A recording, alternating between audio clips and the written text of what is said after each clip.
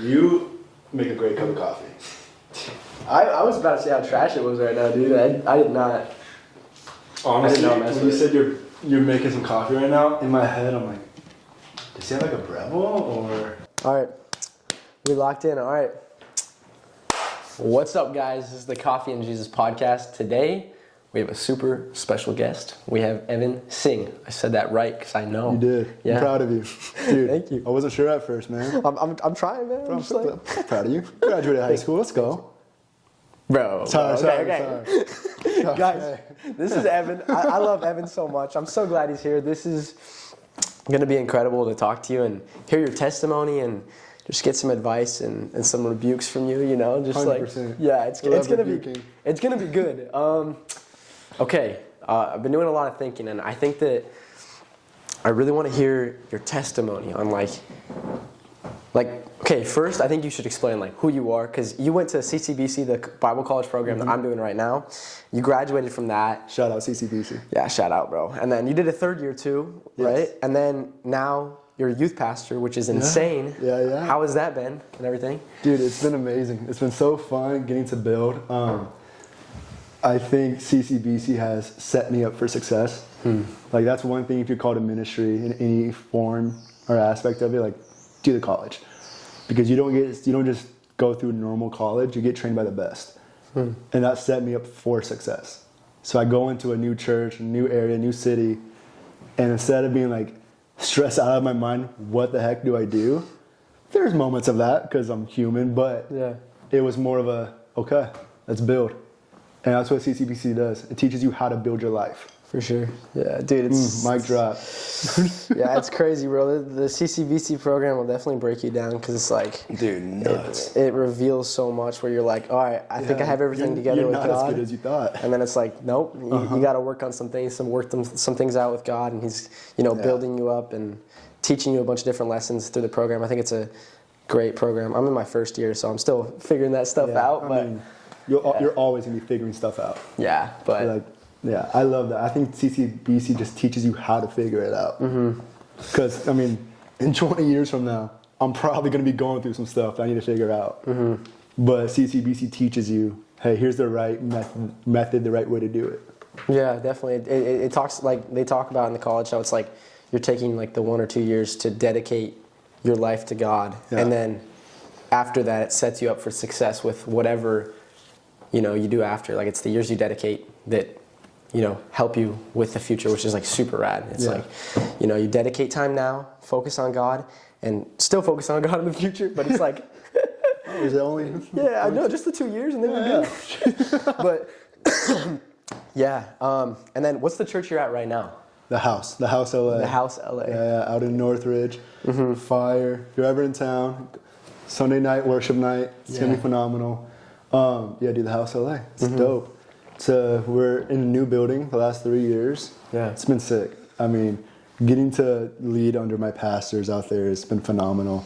Yeah. There's nothing like it really. For sure. It's I have like no words to say about them. They're a blessing. Yeah. Absolute blessing, bro. Dang, man, a whole new life out there. Do you miss Ventura at all? No. No, bro. Wow, that's crazy. I'm kidding. I'm just kidding. Dude, no, dude, of course. There's always going to be moments where I miss Ventura, especially this coffee. Homemade coffee right here for the Coffee and Jesus podcast. Coffee and Jesus podcast. You should be making mugs. Dude, you know what? Gavin gave me a mug that said "Fueled by Jesus and Coffee," and he's like, "Dude, you should sell this on your podcast." And I was like, maybe, like if I were to sell it and then use it to get better equipment for the podcast, like I was thinking about that, but get some merch going, dude. Just an idea, but I might just have to, I want a percentage though, because I helped you create this idea. Yeah, you'll get like 2% of the benefit, I'm down. I'm down for that. Okay. As long as it's lifelong. No. Just crazy. Yes, of course I miss Ventura. I miss the ocean breeze. Yeah. I miss seeing Ventura is their heat warning being 80 degrees. That's great. Out there, I'm like, 90 degrees, 100 degrees. This is awful. This is like luxury, being in this 80-degree weather, and we're complaining out here. Yeah, exactly. I think like Ventura, though, it's always the people. The people make the place. You could be in like the coolest place in the world, But if you don't have your people with you, it doesn't really matter. Dang. So yeah, dude, I just miss you, bro. Just miss you so much, man. Oh, that's crazy. Okay. Dude, don't miss me back, dog. I don't care. Are you kidding me? This is gonna be the one hardest podcast because you're so funny to like walk in on. I'm like, I want to hear your testimony, but like you make me laugh. And You I'm literally asked me for my testimony, and then we just went on this whole different route. okay. All right, bro. I want to hear how your life, because I've heard part of your testimony before. We met up at Kajay for coffee a while back, and we were just talking about things. But you have a very powerful testimony, and I think that you just sharing that, like how your life was before God, would just really touch people's hearts. And so I'd love to hear like how your life was before. 100%. For Jesus. Yeah, I mean, being born and raised Fresno, middle of nowhere, California, dead center, not knowing my biological dad growing up, it created a lot of like I needing to prove myself worthy of a father figure type love. And because of that, I mean, growing up from like middle school through like early 20s, really, it was just trying to prove it to myself and finding these quick, what would you call it? These quick little satisfaction moments. Like, oh, that felt good. Dating a girl, oh, that felt good. Smoking, drinking, partying, oh, that felt good. And it was heavy in high school. Dude, it was so heavy in high school because I wasn't Christian. I wasn't raised that way. Like I went to church in like 1st through 6th grade to test it out. And then my mom got outvoted by me and my dad, my stepdad. We said football's more important on Sunday mornings. Oh, wow. Not true, but in the time for me, I'm like, dude, the Chargers, let's go. It's the most depressing team to love, but it's okay. Dang. You know, we're here. I feel like this is messing up. So you didn't grow up Christian, but your parents were like deciding if they wanted to go to church or not back then. Yeah. And then your dad's like, nah, football. Or your stepdad's like, football's more important. 100%. Yeah, she got outvoted. I felt bad, but I was like, hey, football's fun. Church, I'm like, hey, look, I love, back in the day, church for me, I was like, dude, what's random dude talking, he's old. He's probably like looking back, probably like 20. But like when you're a kid, you think everyone's like 50 years old. Yeah, facts. Like you probably thought I was old. This is when you say, no, Evan, you're not old. No, you're not old, you're 30. Right? You. No, I'm just kidding. You're 25, right? Yeah, I'm 25. You can say that. I'll take it. No, you look like you're 21, but you're like 26, right? Dude, you're my favorite person now. Let's go. I'm 21. No, you're 26, right? 27. 27. Oh, 27, bro. Just turned it. yeah. But yeah, so like getting outvoted in 6th grade, deciding on football, deciding on just these temporary little pleasures in life. For sure. I started questioning everything. I was like, I heard that random guy talk about Jesus and he's good, but life's hard. Life doesn't make sense. And so in middle school, that's when I kind of developed this need for just a quick pleasure from girls, from smoking, drinking, partying, sports even. Yeah. Like, even good things. Like it's good to do sports. It's fun. But I allow that to be kind of my idolatry in a way. And even like going into like trying to search up things online and like finding these temporary pleasures in life, it would only work for like a night or a day. Yeah. And then that next day you're waking up still with the same pain, and that only escalates in high school. For sure. Because high school is really when you start questioning, like, man, what do I want to be when I grow up, and who am I? And you know, I feel like we see a lot of young people now questioning themselves, like, who do I want to be when I grow up? Do I want to be a TikToker? Do I want to be like a teacher? And these are cool things to think about. It's good, but like, I'm seeing more and more people are trying to put their identity in their job or in their passion, and it's like, no, that's not what they're for.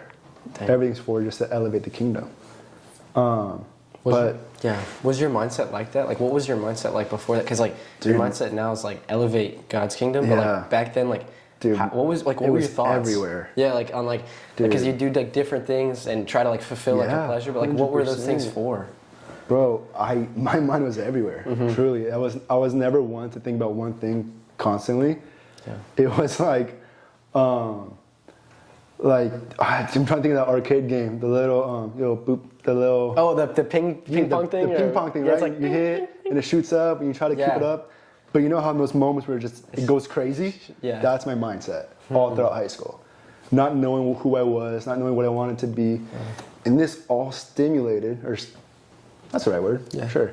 It all came from not knowing my father.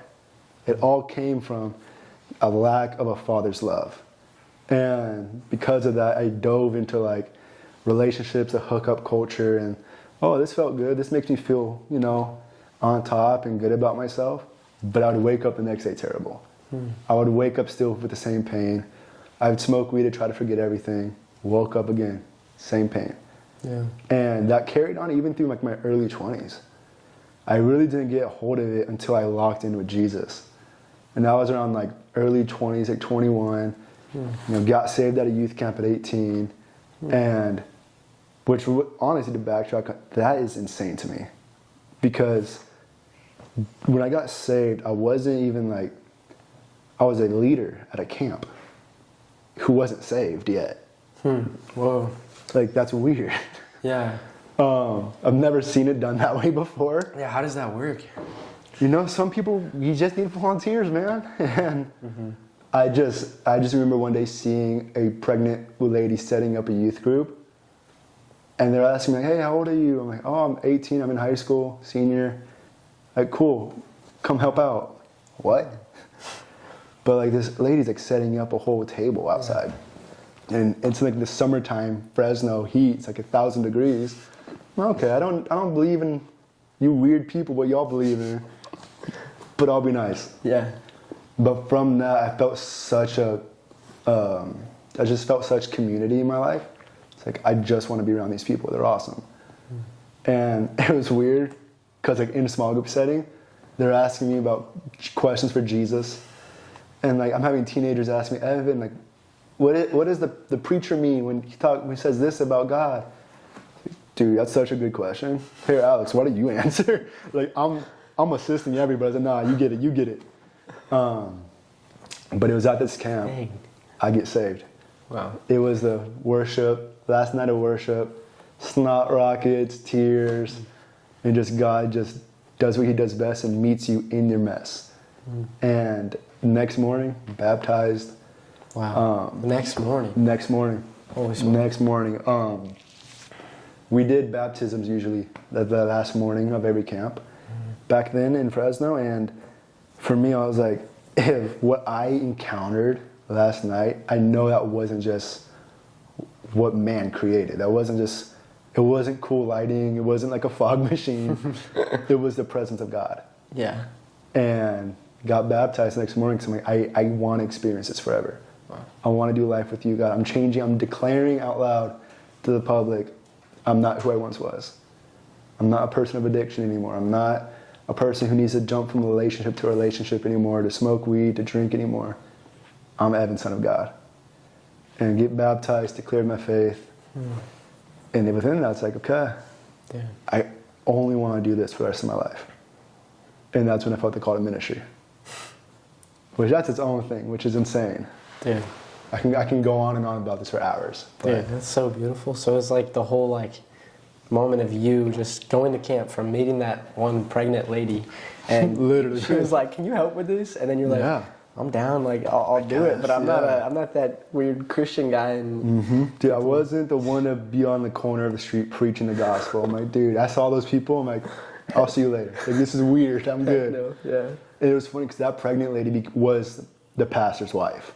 No way. I was crazy. like, this is, how you doing, sir? This dude's like a short guy. He's like 5'4". I was like, what's up, man? I thought you was a student for a second. I was like, hey, how you doing, dude? That's crazy. Oh, yeah, this is my husband. I'm like, sorry, pastor, sir. How are you? Just changes up. Yeah, 100%. Dude, I had to change up. Yeah. Dude, okay, so you had that crazy moment with Jesus where you're at the altar during the camp and God just met you where you were, all of these things that you were going through and all these things that, just didn't make sense. They started to make sense because you felt God's presence. How was that moment for you? What was God showing to you in that moment? I don't know if you remember fully of in that moment of, It was, I wouldn't say I just heard the audible voice of God, but the impression on my heart was, hey, I'm not done with you. And I think oftentimes I was at a point in my life when I was just doubting. I was doubting everything. I was like, man, high school is wrapping up. I don't know who I am. I still feel lost. I still feel like I'm not seen, not heard. It's like, if this is it, like, I don't want this life anymore. And it was at that worship night, I'm seeing people my age raise their hand, jumping, crying, worshiping. And I'm like, what is this? And so I did a little prayer. And it was funny because I'm still not a full believer. I'm just a guy who helps at the church. Excuse me. And I pretty much just whispered to God, hey, if you're real, like, prove it. Put my hands up. And I really believe it was my act of putting my hands up that kind of opened up my heart. Because you have to get uncomfortable. You can't be like, oh, Jesus, I want to encounter you.